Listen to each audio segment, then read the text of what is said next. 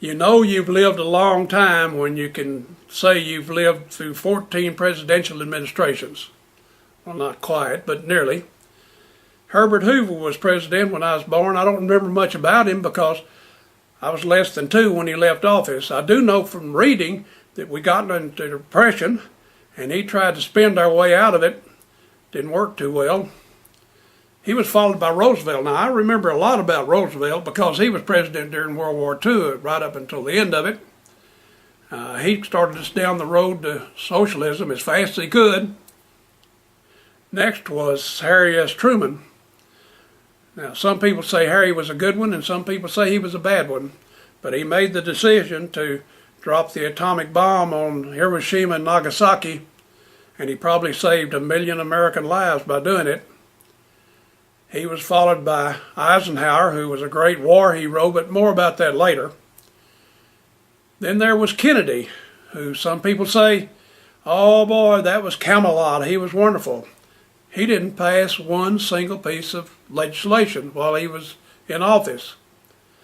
Then there was Johnson, who passed every piece of legislation while he was in office. He just kept us going down that same road that Roosevelt took off with in the New Deal. Johnson called his the Great Society. We're still paying for it. Then there was Nixon, disgraced and the only president to resign while serving in office. That made Vice President Gerald Ford president. Now, Gerald was a good old boy. He did everything right except he pardoned Nixon, which he probably had to do. Then came the great B-movie player, Ronald Reagan, who kind of stumbled through 8 years but did a pretty good job stumbling. He was followed by Carter, who was closest to a non-president we've had since I've been alive. And of course he came up with the Iran situation and followed through well, he didn't follow through at all. Then there was G.H.W. Bush, who only served 4 years, but he was a good man and a good president. Followed by Bill Clinton. He's given credit for a surplus, but just remember, he had a Republican Congress. That's why he had a surplus.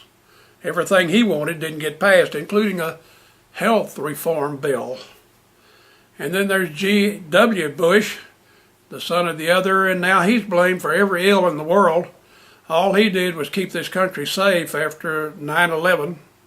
And now we have Obama, who seems intent on giving us a real socialist nation. But back to Eisenhower. I've met several presidents and I have been in the presence of many others. The first one I remember seeing was Truman. He was sitting in the back seat of a convertible, a Packard I believe it was, going between Fort Worth and Dallas. 2 big old boys sitting on each side of him. He was wearing a little Stetson hat. And then I saw Johnson several times. I saw him when he was senator and actually met him. And then I met him again when he was vice president. He didn't remember me either time. Never saw him when he was president, though. Reagan one time gave a speech at Lubbock when I was a newspaper man. And we went out to his motel room with his business manager and picked up a speech. The thing I remember about Reagan is that he had all his shoes had trees in them and they were just flat against the floor as they could be. Kennedy came to Lubbock while I was teaching school at New Deal. I took an 8th grade history class over there. We waited in the hot sun, and it was hot, for about 30 minutes for his plane to land. Then all the local dignitaries ran out there and got on the airplane.